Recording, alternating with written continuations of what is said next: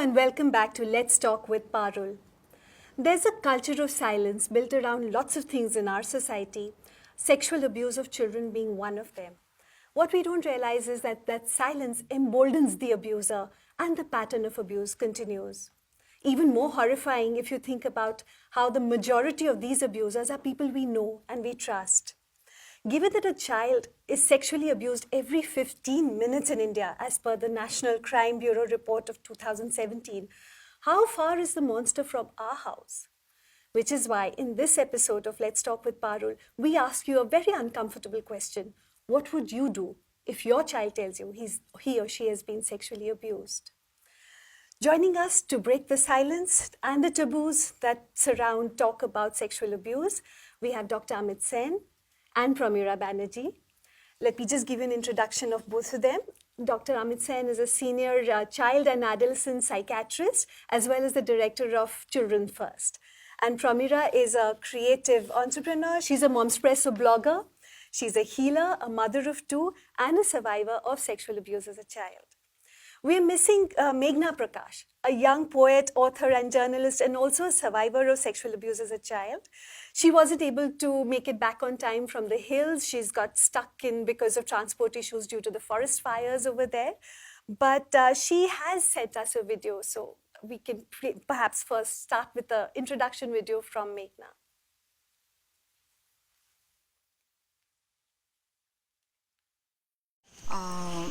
Hi, I'm sorry I couldn't be here today. I got stranded in Uttarakhand.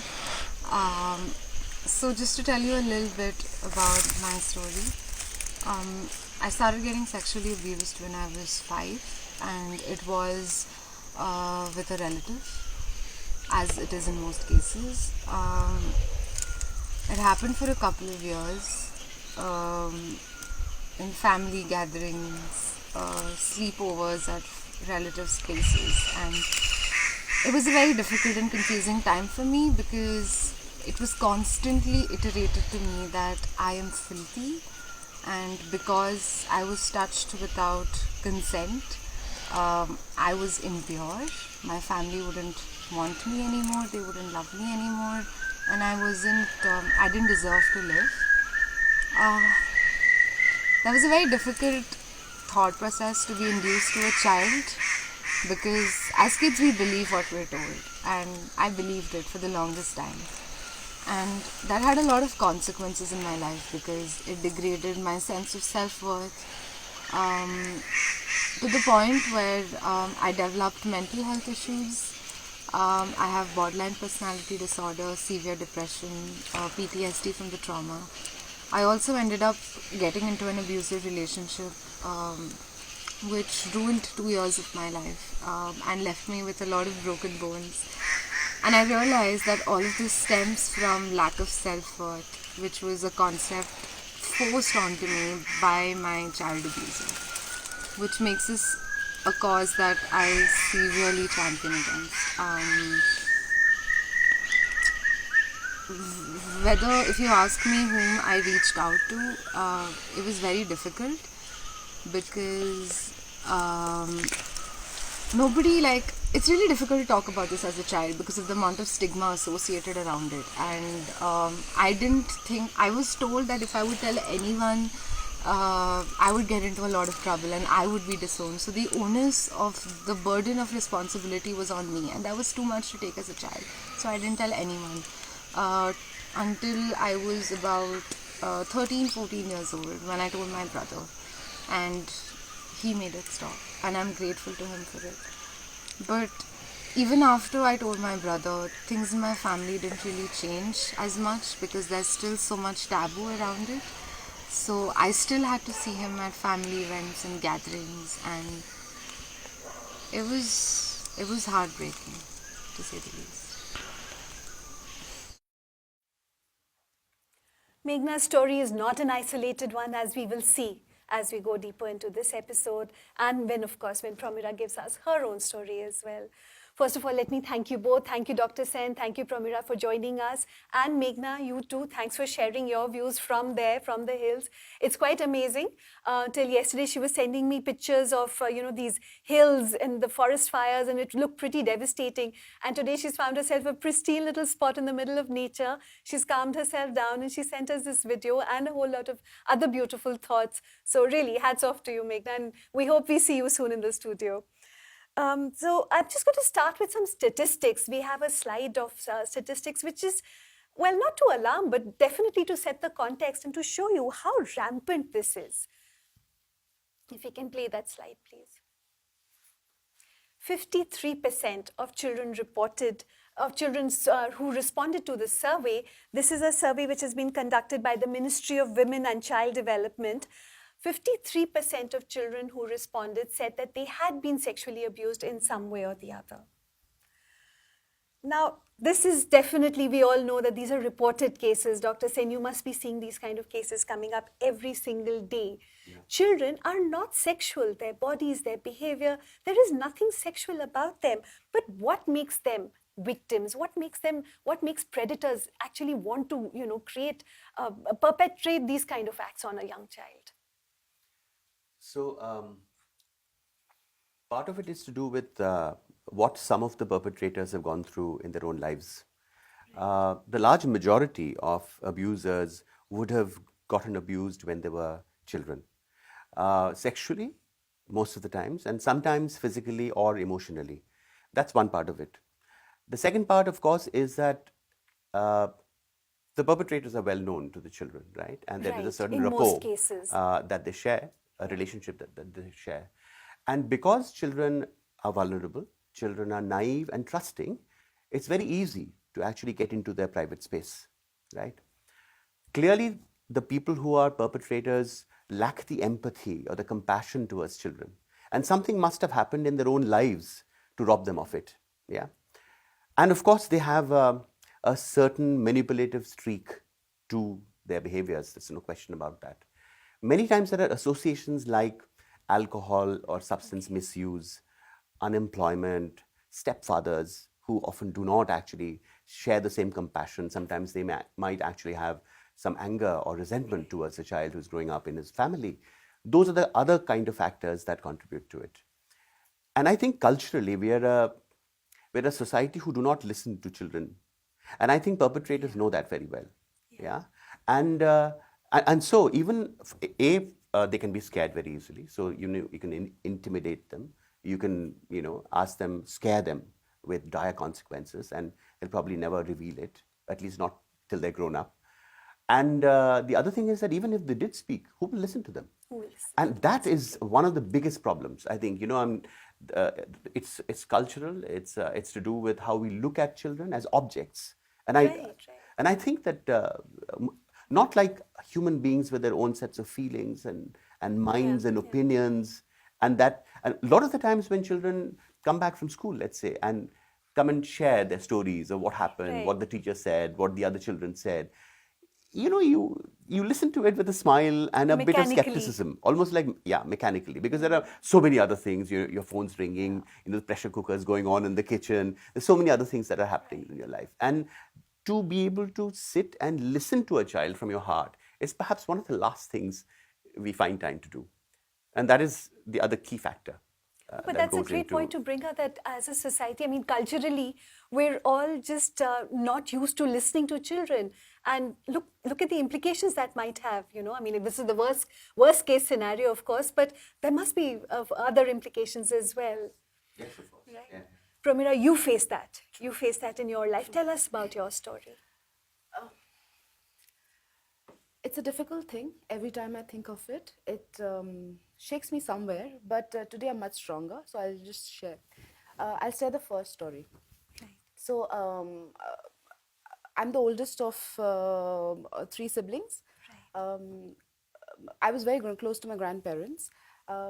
So we had gone for a holiday with, my parents, my grandparents, and a few of my parents, my father's friends, to a seaside near Calcutta. And a particular friend of my father, who used to call my grandmother as Ma, was the one. So I think I must have been around, I wouldn't be able to tell you the exact age, of course, but I should have been around 2.5, not maybe between 1.5 to 2.5, because that's the only memory I have. I remember it was a night and it was a little stifling, there was a stifling heat, and I was sleeping and I could feel a finger on my genitals, and it was very uncomfortable, and to the point where it was burning, you know.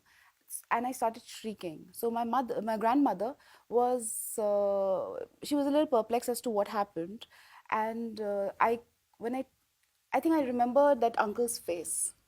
Okay. Yeah, he was next to me, and he was a little huge, so I could relate. And the next memory I have was my grandfather trying to calm me outside near a mango tree. So that was my first memory. Uh, then it was my own mama, cousins, friends of father, neighbors, everybody I knew Repeatedly, is it? repeatedly. And why didn't I tell my parents? Might be a question. Number one, I'm born in the 70s, right? This topic was not something that we discussed at home. We didn't even know about it. Today, yes, I speak to my children. This is something which is very prevalent. It is on social media. I mean, so there is sex educations everywhere. But when we were children, Parul, I'm sure you might agree that this was not something that. Not at all. Yeah, Yes, we absolutely. weren't. So till the time I had my own puberty, I didn't know that. What was going on with you? Yes, true. So, I mean, you must have felt some fear or Yes, some immense fear, Right. disgust, because Yeah. I would not feel very nice about it. But you didn't know what to do Yes, about and it. I didn't know what was going on. The biggest thing was I didn't know what was going on. Right. So you mentioned that your grandparents probably were the first people to get to know about it when you were that tiny. They didn't even know what happened. okay, They they just didn't. thought that they just knew that I was crying, Scared, and I was crying, and so they didn't exactly know what happened. happened? But then that did not deter that uncle of mine from doing. He went on to do it many times because he knew I couldn't speak or I wouldn't be able to say. And like Dr. Sen mentioned, that even if you had come up and said something, who would believe you? Possibly. You know, the extent to which we can deny, you know, these realities and the abject apathy that we show to our children in this regard is shocking, you know. And I completely agree with Promira that there was, till maybe even 10, 15 years ago, there was hardly any talk of this. Right. And I remember that about 20 years ago, I was working in England, and one of my British colleagues made a trip to India, you know, for a tour, and happened to meet some, you know, family friends and all that. And one of the family friends was actually a social work professor in one of the national universities. And while they were talking about different things, they got talking about child abuse and child sexual abuse. And you know what that professor said? He said, that doesn't exist in our country. It's a Western phenomena. Can you believe it? Oh God. Can you okay. believe that, you know, a Complete denial. social worker, you know, and Yeah. that too in, you know, head of the faculty, has absolutely no idea about the ground realities of what happens. He's I mean, not I been think- on the ground then, for sure, because yeah. I mean, But that's the attitude that so many people carried for ages. And I have, You're right, you know, yeah. when we started working with children Right. in India many years ago, maybe, you know, 25 years ago, Right. when such instances would come up, people would be firstly shocked that we were talking about it. Secondly, they would say that it's a one-off. It doesn't happen to us, you know. It's in certain sections of society. Right, we'll come to that and so as on. well. Yeah, yeah. Absolutely. So, in fact, one of the first things that everybody thinks about is that, you know, the person who is an abuser is a disturbed stranger. So, we have another slide on that. We have a myth-busting slide on stranger danger, really, because, you know, we spent a lot of time, and Promira, you know, you're talking about growing up in the 70s, that was the first thing we were told, stranger danger. But that's no longer valid today. No. The person who is abusing is a trusted person in the house. And in fact, that is it. That's the myth, that predators of children are disturbed strangers and not people like us. On the other hand, if we go down to the statistics, and again, this is from the same study by the Ministry of Women and Child Development, we'll see that most children were abused by somebody of trust. So we have statistics which show that 31% were subjected to sexual assault by their uncles or neighbors, 29% by friends and class fellows, 10% by cousins. That's 70% already, 9% by employers. So that refers to a lot of children who are working on the streets also, chaiwalas and factory workers and everything. Remaining 21 children reported sexual assault by others that included strangers, but people they were faintly acquainted with, teachers or caregivers, etc. So uncles, grandfathers, cousins, I mean, where are our children safe? It's really... So we've talked about the abuser. You mentioned something about the abuser. We know the profile of the abuser. It could be anybody at all. What about the parent who doesn't listen? I mean, what makes them not respond? I think we are all a part of this larger system. And one of the things about child abuse, particularly child sexual abuse, is it's so jarring. It kind of splits people, splits communities, families, right?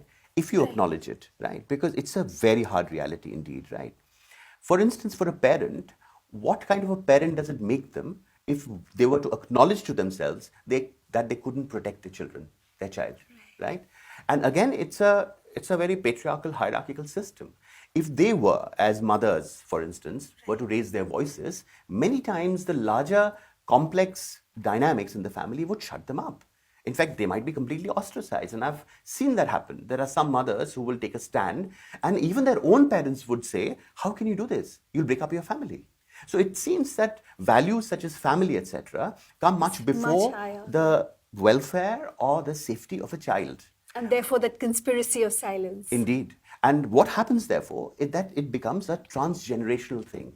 You know, so these children who get abused, where do they give vent to this? When do they heal? So somewhere down the line, it will become incorporated in their personalities. And we could talk a bit about, how children who get abused and who do not actually get the, the attention and the opportunity Support, to heal yes. will begin to actually do similar things in their own relationships, including becoming abusers at a certain time. Yeah. Promira, you did reach out to your mother. We've talked about that, and you said that she was definitely one of the people you spoke with. What kind That of was much later. Much later? Much later. Okay. I have a very, I mean, the age difference between my mother and I is not much. So the point was, would she listen to me? Or I was not close to her. Let's just sum it up that I was not close to her, trusting enough to speak to her. Because the other things that she manifested around me didn't make me feel that I should reach out to her. But yes, much later, when my sister is about 3.5 years younger to me, the second one. So we started bonding even better because of this. I was more protective about her. I knew that these were the people who has done it to me, might do it to her. So whenever they would be around, I would be even more protective about her, and I would place myself before her. You know, it's like a shield in front of her. But in spite of that, she has also gone through her fair share of abuse. You know, I mean, it sounds very rude that I'm saying a fair share, but yes, she did. So that was in spite of your looking out Yes, for her. absolutely. And being vigilant. Yes. So again, that's another very frightening thought that, when is a child safe? Yes, we are not safe. We are not safe. And then you mentioned something about your youngest sister as well. Yes. My youngest sister is about 15 years younger to me. So I was already married by the time she was 7. And my middle sister was also married by the time she was 8. So she was like a single child in the family. Right. And she did call us up one day, and she said that my mother had dropped her to a friend of hers, and he made her watch child porn. And she was so scared about it. She was about 9. She locked herself in the bathroom, and she wouldn't come out till my mother came and took her out. So the immediate thing was, I knew what it was, that empathy, because I've been through that. So the first thing we told my mother is, if you cannot take care of her, I will. Right. Yeah, sure, I am going to step in. And my middle sister also, she says, you are not going to leave her with anybody. She's better alone at home than to be in the care of somebody else. I think it takes great courage to face up to your own predicament and then to be able to stand up for other people Yes. once you've gone through it. You know, the typical reaction is what we, in technical or our professional parlance is called gaze aversion. So, when you, for instance, when you're traveling on the streets, you see a gory side, like an accident, you turn your head away. Even closer to what we experience every day is when we stop at the red lights and these little kids come to you to sell their wares or to ask for money. And what do? We quickly start looking at our phone and look away because it's a hard reality to be able to look them in the eye and say, I'm a part of this reality. I could have done something about it. It's very hard. Can you then imagine what happens when a child in your own family is getting abused? It's such a hard reality to face. So the best thing to do psychologically is to shut it off. Pretend and say, it never happened. Pretend it never happened. Yeah. And that's what's been happening over generations together. And we have to break out of that silence. And I think it's not just about, parents or, older siblings, but the whole community. So when an instance of child abuse comes up in a school, for instance, the immediate response is to, and I've seen this in very responsible principals of schools, they'll try to protect their teacher and say, oh, our teachers can't do this. Not this man, not this woman. It is not possible, The immediate reaction is that, to be able, wanting to protect the adult rather than protect the child.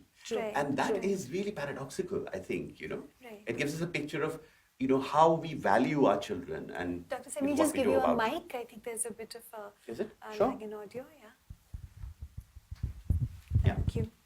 So, this, of course, we've seen, and not just with the teacher, but the first reaction is also, oh, I know that person so well. He couldn't have done something like this. Absolutely. So that was again, like you're saying, That disbelief. You quickly shut down Yes. something over there. Yes. So I think, Promira, it's incredible that you're breaking out of that cycle that Dr. Sen just, talked about. And you're, instead of, you've obviously come a long way. You've evolved beyond your own wounds. And to be able to make sure that with your own children, with your own sister, who's probably equivalent to, your children, she's as young as your children. I think it's really, really incredible that you're doing I had that. to do it for my own self. For your own self, of yes. course. We have so much of angst. I would say rage. Angst is just a small thing. A rage is a bigger thing, if I would say. Describe it. Right. Absolutely. Sadness. There's an innate sadness in you. I mean, no amount of love can ever equate it with what you go through. Because I'm just going to talk about myself. I think many people would relate. When we are children, we are made to believe that sexual touch is love. They give it to you in the form of what you desire. Like I told you earlier, I was very, very fond of Poppins during our times. Right. Those sweets. Sweets, those candies, right? The colored candies. Right. So this cousin of mine would always give me a candy and then go ahead with his dance. So for me, as a 5-year-old, I would relate Poppins. That was love. It was as available and cheap as, or inexpensive as that. So you learn how to equate it. Sex becomes a currency in your life. Yeah, I dealt with it with a lot of difficulty. It took me a very, very, very long while to process through. Even to the point of my marriage relationship was getting affected. Yes, it was. Because I was not with the person, my husband, during that time. I would shut it off completely. But he wouldn't have known of all this? He would not. It took me a lot of time to even speak to him about it, although he did have hints of it, because I did tell him during the initial time about my virginity. And he's an amazing person to just let me be. I mean, I'm really blessed to have him, because else I wouldn't have been able to even come this far. And then my healing started. That this is not where it So I think just that little bit of support or some encouragement that you got helped you to come out of that. True. It's incredible. We also have support groups on Momspresso, where we encourage everybody to come and share their stories, extend their hand for help if possible. We've got various topics, and we've got a note on child sexual abuse as well. This lady who's chosen to be anonymous tells us about how she was sexually abused by her cousin from first grade till 10th grade. Why did I put up with this? Because he threatened to do the same with my two sisters if I didn't agree. I tried telling my mom, but she refused to believe that, as the cousin of mine is very well behaved in front of others. So again, that whole disbelief over there. I relate to this. Yeah, it sounds just like your story, in fact. She says, now I'm a 35-year-old, happily married, mother of 2-year-old, but I'm depressed because I didn't have the courage to tell this to my husband, and I feel I've cheated on him. Also, it's obviously taken a toll on my relationship with my mother, as I feel resentful. I regret to say that ours is not a normal mother-daughter relationship, as I never confide anything in her, not even when I was going through infertility treatment for 8 years. So again, you were talking about the impact, which is so long-lasting. And she's dealing with several things at the same time. Guilt because she was never able to tell her husband, the relationship with her mother, she's going through depression. I mean, it just never ends if it's not tackled at the right time. I don't even know what question to ask you particularly. I mean, how do we help the mother? How do we help children who go through this? It's one of those places where I wouldn't know where to start. You can't even begin to imagine the ambivalence, the confusion, the conflicts a young child goes through when somebody they started by trusting, somebody who's meant to protect them, is the person who's violating them in a manner which is deeply, deeply damaging. The guilt, the disgust that you talked about, it's so common, And of course, the confusion about who's responsible. Many children hold themselves responsible for what happened. Right. They think, they believe Guilt. that Yes. they are the cause of it and they deserved it. And that again feeds into this loop of disgust and guilt that I deserve it. This is who I am, right? And that is sometimes why perhaps, once a child get abused, they become more vulnerable to more abuse. Exactly. Can I add Yeah. something to Would you want to? Yeah. Yes. Since I have been through this, for me, like I said, I use sex as a currency to get things. I mean, not things as in materialistic things, because I'm completely non-materialistic. I mean, you can't win me over. I have become the more non-trusting person. I wouldn't trust anybody, but that acceptance, that desirability, I started using sex as a currency. Right. As you know. So you're talking about when the acts were being happening again and again, when the behavior was being repeated by different people. Yes. I mean, it just works that way. Yeah. And I have spoken to a few other people. Somebody who also went through the similar thing.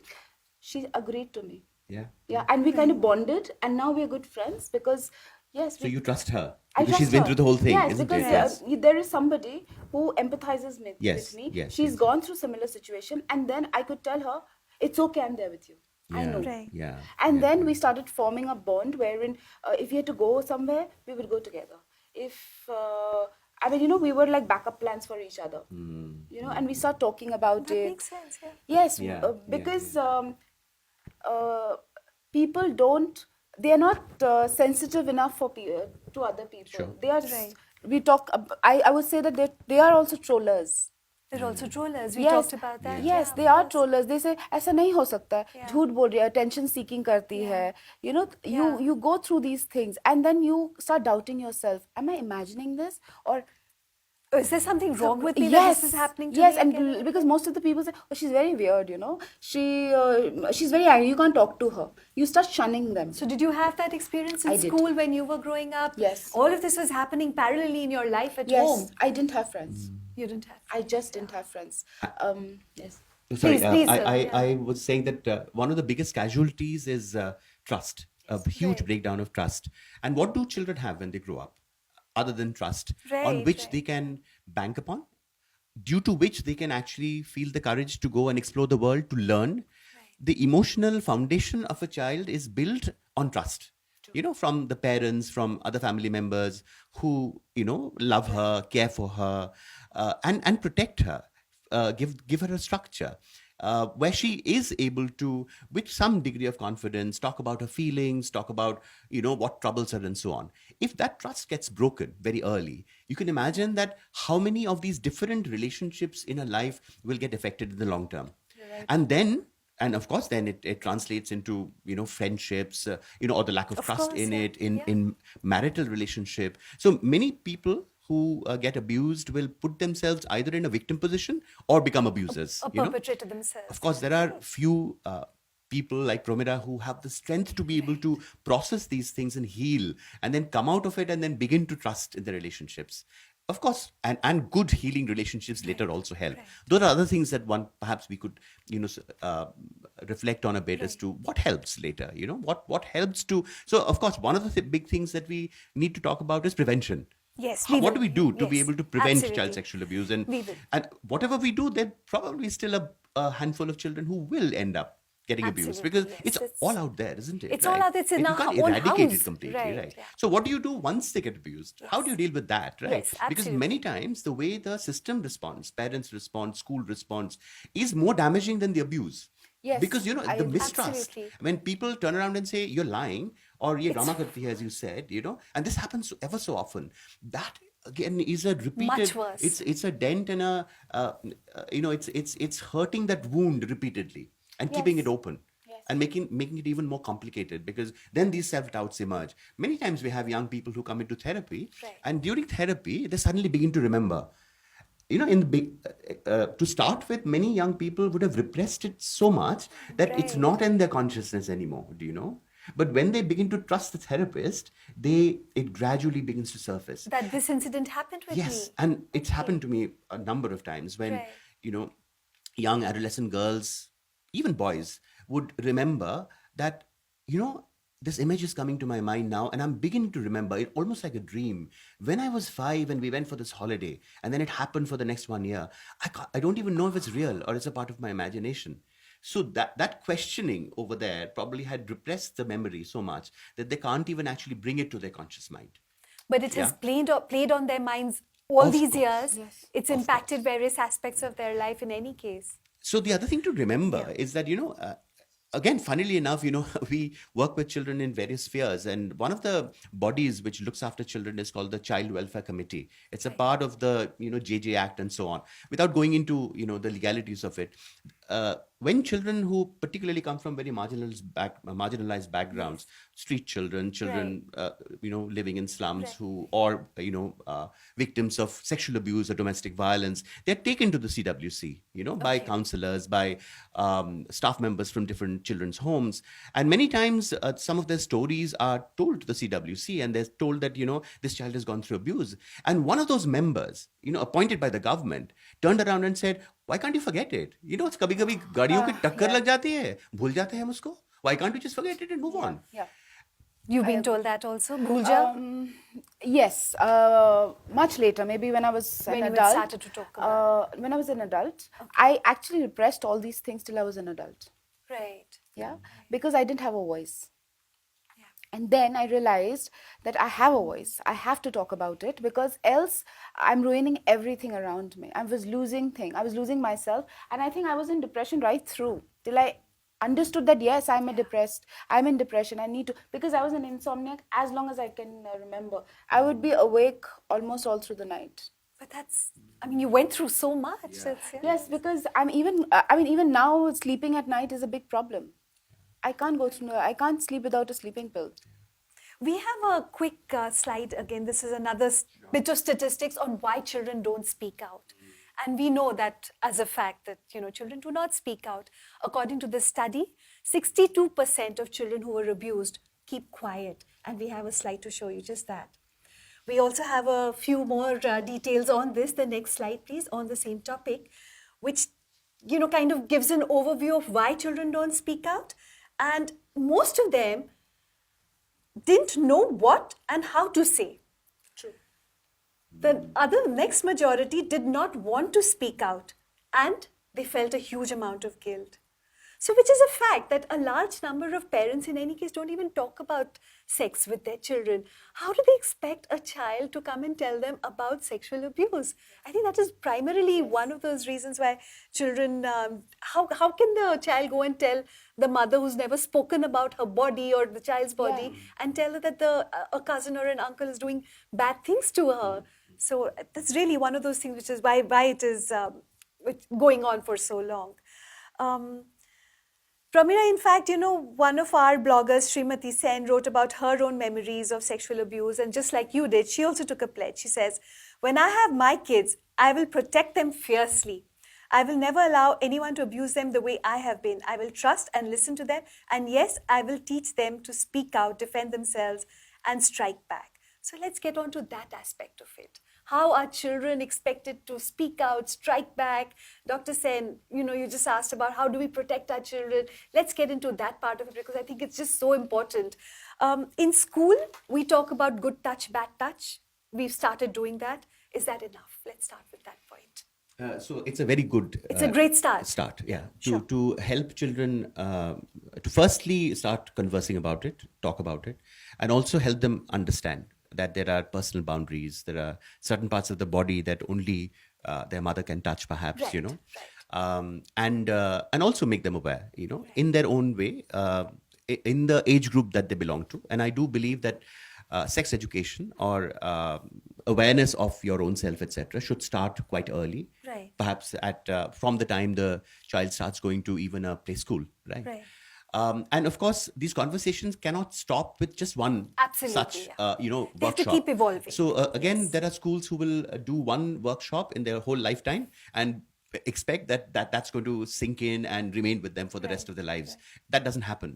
I mean, we are so good at drilling in maths and language and writing day after day, week after week, and to be able to pick up that skill. How do we expect that a child, once they're told about something like this, such a complex issue, will grasp it and never forget it? So it's an ongoing conversation, and that's also important. The ability for those systems, those teachers, to have the sensitivity and openness to bring it up in circle times. Again, the way kids talk about some of these things keep changing with their age group. So, how they will talk in primary school is vastly different from how an adolescent in senior school will talk about it. Because now they are beginning to feel urges. They are actually, in some ways, even more vulnerable, perhaps. So, good touch, bad touch has changed into probably consent and other topics like that. Absolutely. And those kind of conversations need to go on. But that's only one part of it, I believe. Because, you can empower the child, but till the time you address the system, you're not... It's firstly, it's unfair, I think, because you can't put all the responsibility on kids and say, you need to protect yourself. What about adults? Why can't adults do something about it? I think schools need to do something. Parents need to do something. The transport systems need to do something. The state needs to do something. Everybody has a stake in it, and they have to, gear up to it and face up to it and say, yes, we are responsible. Right. Just so, we work in it in two ways. I find that one is, of course, teaching very little children about safe touch and unsafe touch. And on the other hand, keep making the legal system tighter and tighter. You see, fear alone does not prevent crime. And that is a proven fact, isn't it? Yeah. Absolutely. What prevents it is sensitivity, awareness. And also, sometimes you'll find that older adolescents will end up abusing a younger child. Right. And when you actually bring it up with them, sometimes you realize that they didn't even know what the impact of what they did to the child is. And these adolescents who could be potential perpetrators need to know that. So part of the conversation also has to be about, again, boundaries, about, respecting each other and so on, right? Listening to each other, right? And those conversations have to go on across the board. So what do the schools do, for instance, right? The security guard, the didi who takes the kids to the bathroom, dark corners where nobody goes, right? But children go. There are corners where nobody has any vigilance. Yeah, older, younger children, they play together. What happens to the young children who come from primary school to middle school, where it's a bigger school, they're confused, they don't know who to go to, they're completely lost out there. Do we support them through these transitions? Do we support them through these vulnerable phases, right? Those are kind of conversations we have to have, and we have to build systems in place, I believe, yeah. In fact, we have a video, a small clip from Meghna. So I asked her the same question about prevention, how she thinks it could have been prevented. If we can please run that video. If you ask me what would have prevented the abuse, I think sex education. I think if, I know like currently sex education does happen in schools and so on and forth, but as kids we don't take it seriously enough because it's such a public space and it's just easier to make fun of it. But if it starts at home, if my parents ever sat down with me and told me that, these things happen and it's okay, because parents in general are very scared of having such conversations with their kids because they're afraid of ruining their innocence. But what they don't understand is that we are already exposed to a lot of things, and if they actually sit down and talk to us, it would give us a lot of clarity instead of us feeding on false information that we get off the internet or from our friends. And a lot of, I know personally a lot of women who have never been able to have sex. Like, it's been almost 10, 12 years post their abuse, but they just haven't been able to have sex because it's been so traumatic. And how do we talk about these things, right? Like, how do we talk about desires as women? How do we talk about being desired as a woman? How do we talk about good touch, bad touch, somebody looking at you versus somebody checking you out? And these are things that even little girls need to know, because little kids need to know. I can't even be gender specific now, with this, but little kids need to know that it's not okay. It's not okay to be touched, and it's not their fault. If my parents had told me when I was a kid that it's not my fault, I think it would have changed a lot of things for me, because it would have changed the way I perceived myself. It would have changed the way I handled the situation. And yeah, I think it's really, really important for parents to have open conversations and honest conversations. And also, most importantly, if a child comes and tells the parent that someone touched them or something happened, please believe your child. Nobody lies about something like this, and it's a hard situation. It's hard to confront a family member that you've known for the longest time, but it's so much harder for the child to experience what the child has, and the child deserves all the support they can get. And as a parent, I think it's really important for you to understand and acknowledge that and be that support system for your child. I don't know how truly to prevent it beyond this, because it happens everywhere. Even parents who are really watchful of their kids, it happens. So it's really, really important to handle the situation then on.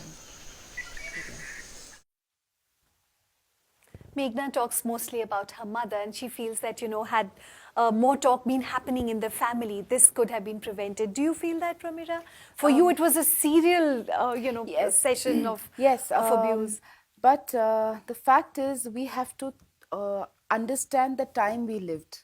Okay, right. Yeah. That was a different context. Context. Totally. Right. But today, Yeah. yes. It's not acceptable, right, for a mother to turn around and say, no, you're imagining it, or let's not talk about it. In fact, we've got a lot of comments coming in, and Ruchika says, I agree, families don't listen to kids and blame them in turn. I know of so many people who no one trusted, neither did their parents, and they're miserable. So obviously, if you've not got that kind of support, it's going to be very difficult for the child to get out of a situation like that. Prasanna says, easier said than done. The position of a mother is very delicate.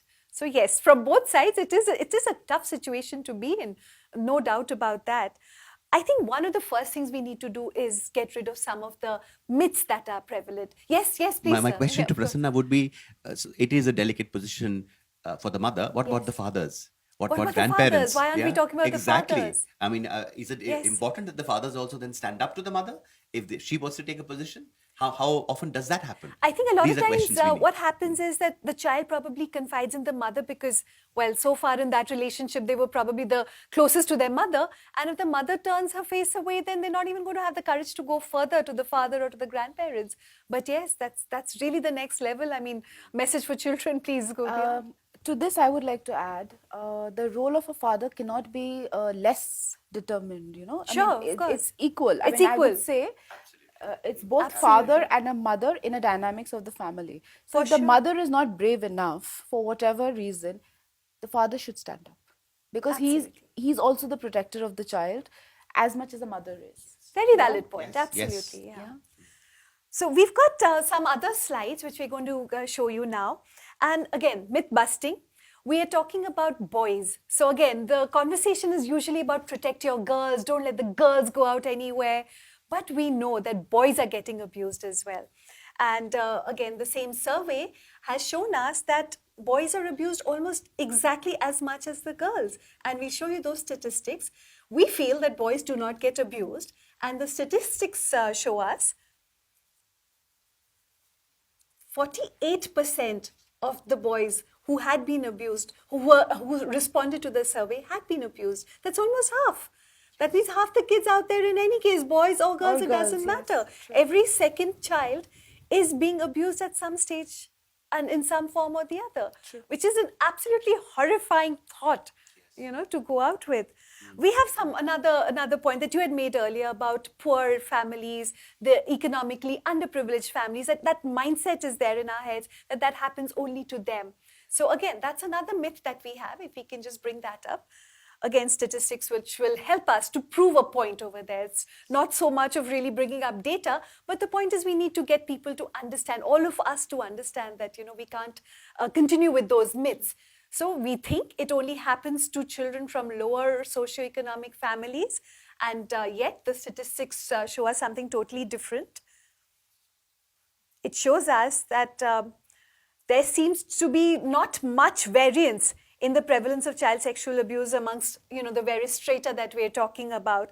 In fact, I think in the upper and middle class it was found to be proportionately higher than in lower and lower middle classes. So we see this all the time. Right, We right. work with a wide range of children from very marginalized background, like street kids, and Right. also many children coming from middle class or even affluent families. And ever so often we find that child sexual abuse is entrenched. It's entrenched in different communities. So Yes. it does not matter. We're really not talking about class any longer. We're not talking about gender. And as soon as those myths are out of the window, it's going to be easier for all of us to be a little more accepting of, something that our child comes and tells us. Yeah. So the girls are told, there are various aspects of purity and all those crazy things which have been coming down from generation to generation. The boys are told, nahi, tumhare saath nahi ho sakta hai. So the kids are stuck in that zone. We've got a lot of questions coming in, of course, like I mentioned. How do we make a toddler or a 2-year-old understand such a complex issue? So like you mentioned that, age-wise, we keep evolving and we keep changing that conversation. So start with the very, very basics of good touch and bad touch. That's right. I think to start with, I think a 2-year-old is probably too young to have any conversation with. And I think the responsibility that there lies squarely with the parents and other caregivers, right? Sure. After that, once a child starts going to a play group or a nursery, etc., when they're 3 or 4 years old, perhaps it's important At that stage, to begin these conversations and to make sure that you make these boundaries, that who will pick you up, Right. and I will be there for you, who can give you a bath, who cannot give you a bath at all, or when you go to the toilet, do you make sure that the didi is with you, and so on and so forth, right? And those are kind of conversations one can definitely have even Right. at that stage. The sexuality bit, making them more aware of their own bodies and urges, etc., comes later. And it is it's a developing, set of Conversation, conversations questions, and concepts that children concepts. understand Correct. when they're ready for it. And I think that, again, we should be geared to be able to address it in that manner, in schools, at homes. Right. And I think one of the points that you had made earlier is that we cannot shy away from those conversations or put it off for later. So we have to be equally prepared and open to be able to answer those questions. Yeah. Now, the next part of it, we talked about healing, that, God forbid, this does happen to us, to our children, to anybody at all. Now, just to put that into context, we ran a poll sometime back on our platform. And if we can bring up those poll results as well. So we asked mums a very, very simple question. We have mums on our platform and we just asked them, were you molested as a child by someone you know? Frightening figures. 66% said yes, we were molested at some stage in our childhood by someone we know. I wonder how many of, this large 66% actually got help. How many were able to evolve and were able to heal? So we've got a large set of mothers, of parents who are mothering and parenting without having healed their own wounds. So this is the other question we were talking about, healing. How does one heal? How does a child heal? How does an adult So heal? before getting to the healing bit, Yes. I again wanted to highlight the fact that if you have gone through experiences like this, Yes. you can, I think a small minority become very bold and brave and want to protect their own siblings and their children, right? But the large majority actually shy away from it because they have never addressed it themselves. So what happens is that when they have their own children, in such risky situations, in unsafe situations, they turn their gaze away because it reminds them of what they have been through. It's much harder for a person or a mother who has gone through these difficulties and has, or these kind of experiences, has not been able to address it and heal, to be able to address it for their own children. It's a frightening proposition to be able to confront something your child is going through when you have gone through it yourself and have not known how to deal with it. You're helpless. You're completely, helpless, totally, I So agree, can you imagine that scenario where so many, if 66% indeed have gone through experiences like that, how many of those people are capable even of looking after their children or having conversations like this? Absolutely, yeah. There are so many barriers within their own selves, don't you think? Absolutely, that repression within themselves is not going to allow them to speak out aloud. So getting help is essential. Yes, yeah, yes. Did speaking out help you heal? What was your process of healing, Promira? Like I said, that anger in me was actually destroying Destroying me. you, Yes. And I think I was going through a very troubled part with my own marriage. Right. Yeah. I was not trusting. I was angry. I mean, I couldn't have a conversation without a conflict, So that is when I decided that I need help. And that's when I went through a very beautiful thing called shamanism. Shamanism? Yes. Where there were a lot of past life regressions that was done on me, and I kind of realized, and then I started believing in the fact that forget the cause, see the effect. Okay. See where you've reached. Right. Yeah, you have to process this anger towards the right direction. Instead of destroying it, create yourself. That's again easier said than done. But so it took me almost, yeah. I'm 40 today. So let's say that if I started from 1.5 to 40, it's almost 38.5 years. Yeah. But not all of it, of course, was the healing process. It was only much later that Much you later, got to- yes, much later. I started amazing, writing. yeah. I started doing things that made me happy. But that angst had to kind of go away. Go away, absolutely. Yeah. For Meghna, it was her poetry, it was her art. Yes, Dr. Sim, you're saying something. So maybe it's a good time to think about through the kind of insights that research as well as experiences of people and in therapy that comes up. So the kind of things that actually makes the effect of abuse much deeper and damaging are things like if it happens repeatedly, if it's done by somebody who is really in a trusted position, the helplessness that you feel as a victim, and if that carries on for the longest time and you don't have any way to go, that actually damages much more. If there's a lot of aggression and threats of death and damage that are given alongside, those are very damaging. And of course, one of the biggest damages is that if the child discloses and there's nobody to hear, or indeed it is turned around and said that you are blamed for it, right? The child is blamed for it. The shame and the guilt never leaves you then, It's so erosive that it, gets into every aspect of life. Your self-esteem, your relationships, your career, your moods. You get into depression, you can get into post-traumatic stress disorders, and sometimes even personality disorders if you have persistent, abuse happening, right? The things that help you heal, of course, are families. If the number one thing is that if the child themselves have a certain degree of psychological, mental, emotional resilience, right? Over on top of that, if the family rallies around and supports them, if it is validated, right? And if they said, yes, we believe you and we're going to do something about it, then the healing starts off. Then there is, then there is the process. And it doesn't mean that immediately the child will, the person will get out of it. It You still can't might take forget years it, like, together. yeah. Absolutely. Ki bhool But at jao, least it's the not gonna process happen. starts then, right? Yeah.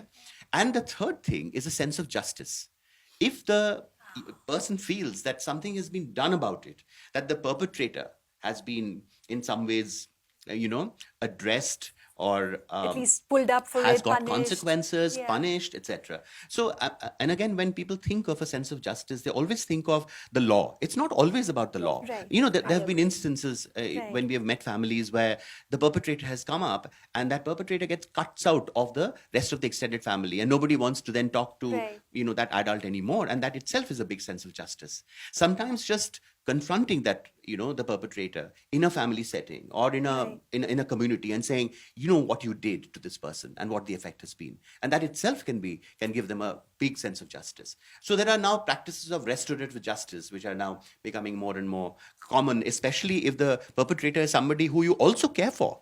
I mean, if there is a parent or a older sibling or a very favorite uncle or aunt who's ended up doing something like this, you can't cut them everybody out away, from your lives. And then there are other ways of dealing with it, and those are complex ways of doing, healing. But then if you're able to do that, then the whole community heals, the whole family heals. Then, if you're able to address it in that kind of a manner. So there are many ways of doing it. Therapy definitely helps. Sometimes spiritual practices help, like meditation, and what you just described, Promira. It's so important to get into a mental space where you're able to look at your suffering and say, yes, it is very painful, but I'm going to accept this as a part of myself, and I'm not to blame for it. That shame, the guilt has to go somewhere, and a part of therapy, validation from people who care for you, who you believe in, the family, the larger community. If they stand by you and say, yes, we are with you, then the process becomes I'll much add easier. to this.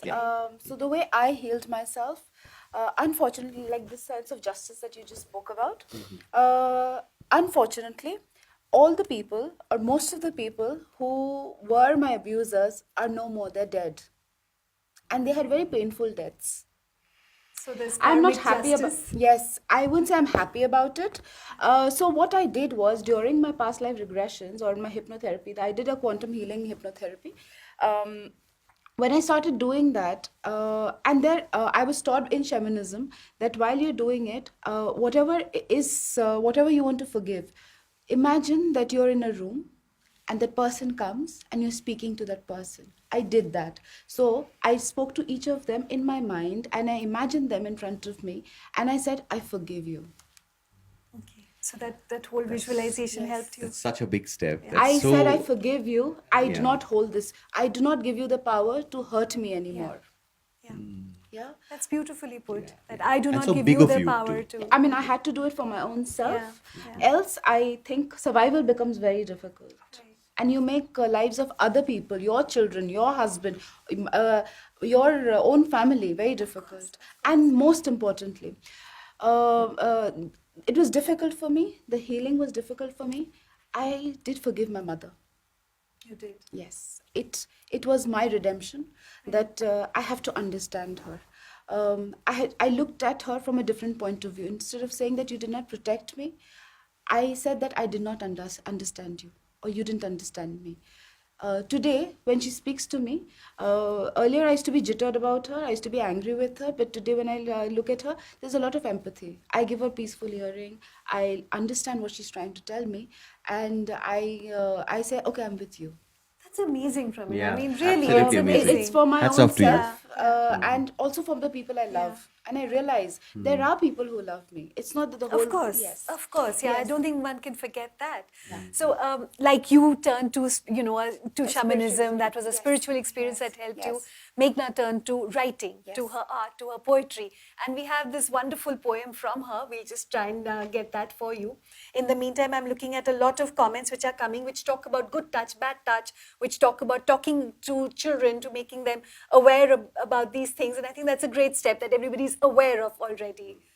So we'll just wait for the poetry. This poem is called Chai Biscuit or Hum. 1. It's been years since I've worn that dress. It hangs upside down in my cupboard. Even if I throw it away, rip holes in its mid-seam, it has a way of crawling back to my room every night. 2. He slid his hand up my thigh and told me I'm a moonflower. I'd bloom every night in his arms. I crossed my legs, grabbed his hand into a fist, offered him a cup of tea and smiled. My mother appeared behind me and wondered why my hands trembled and left to get biscuits. Wish she'd known he wanted me for breakfast, for dinner, whenever she wasn't looking. Even if he wasn't hungry, he told me the only way to a man's heart is from his stomach. So he ate me, inside out, outside in. With the moon blooming, my petals bled free. I met his daughter when she was as old as me. When he first tapped my chest with his fist, a loud knock on an empty door, thoroughly examining me for signs of growth. He wanted only his teeth to welcome my new skin into the world. Atiti Devo Bhava. He whispers, our guests must be treated specially. His little girl was hiding under our bed, hoping no visitor knocks on her door. And don't worry, I tell her. I'm entertaining the guests tonight. 4. I see him once every week. I serve him milky chai. My mother gets him biscuits. And I snack. Your life somewhere. Yeah. So that was a beautiful piece from Meghna. She's really expressed a lot of her angst in this, and it's basically about a daily routine that she's expressed, that the abuse continues. Promira, something like what happened in your life, and she continues to serve the perpetrator chai and biscuit, and while he's eating her alive for breakfast, for lunch, and for dinner. So it's for such a young girl, such an expression. I've been absolutely wowed by this. So Meghna, we're really, really amazed by that. The other place that has been very supportive, extremely participative, encouraging is the Let's Talk group, Let's Talk with Parul group on Facebook. And we've had a lot of comments. We've got people talking about various topics, and sexual abuse of children was definitely hard-hitting. Sonia Bareja, she says that when I take up these sessions with kids, especially in school, I talk about no touch, not good or bad touch, because this can be confusing to the child. But most importantly, she encourages parents to talk. Do not snub, observe behaviors, patterns, encourage conversations. And I think that's a really important thing. Do not snub, listen. And of course, observe patterns and behaviors. That's again a very, very important point. I'm sure that comes up a lot also when you're talking to parents, that be able to pick up signs of something going wrong. Is it possible to do that? Yeah. Sure, yeah. So, so the signs differ from in different age groups, and again, there are some non-specific signs that you pick up. There are changes in moods and behaviors. There could be school refusal. There could be a lot of clinginess. There could be massive mood swings and belligerence even. Right. There could be, again, a questioning and mistrust of everything that is said to the child. There could be bedwetting and soiling that starts. There again could be, as I said, a lot of negativity in their what they express, like nobody loves me, or I'm no good, and so on and so forth. And then there are specific signs that can happen, and those can include in a younger child, for instance, and of course there are signs of anxiety. For instance, there can be stomach aches and vomitings and so on. But then there are specific signs, like a child might find it difficult to walk, or there may be blood in their underwear, right? There could be sexualized behaviors. Some children who get abused often, don't understand intuitively the personal boundaries, and sometimes they might actually come so close to any adult that itself for the adult even becomes uncomfortable. And those are very telltale signs that something must have happened to this child, and of course, when children get older, when they become adolescents, there can be huge mood swings, there can be substance misuse, there can be cutting behaviors. There's a lot of self-mutilation that goes on in the slightly older adolescent population because of self-loathing, because of the guilt and the shame they feel, and the cutting, they say often gives them relief. And they often tell themselves that this is what they deserve in life. From what they have experienced, and so on. And of course, as they grow older, you have a range of psychological and psychiatric disorders that begin to manifest. Right. So it's not difficult to pick up on some of signs and like telltale behavior, any kind of a pattern which is going against the normal behavior should be definitely addressed to some extent. Especially if there is a child who was very different earlier. Very different and earlier. There is a distinct change in some of the things that you observe.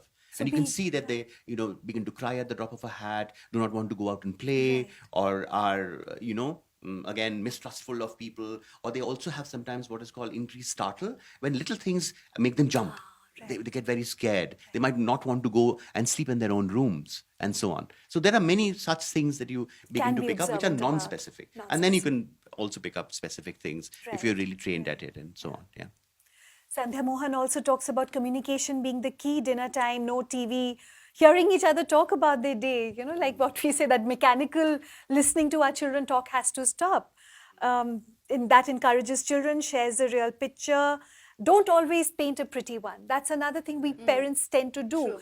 We present such a rosy picture of the world that kids are not able to detect any kind of bad, and they're only seeing the right. good part of it. So that's an important thing as well.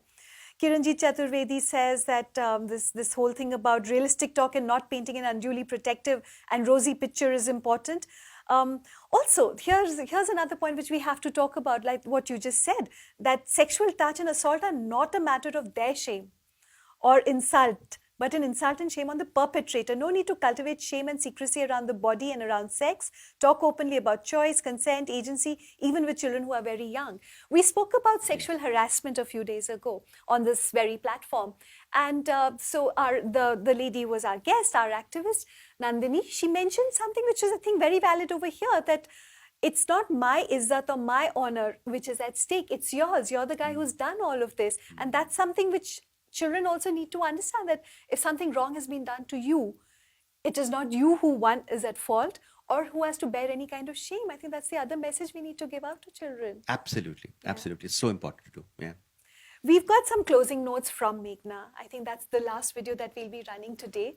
But she's really worked hard on, making her presence felt over here. But since she was not able to be here personally, and thank you, Meghna, for that. So we'll just retrieve that video and we'll run it for you.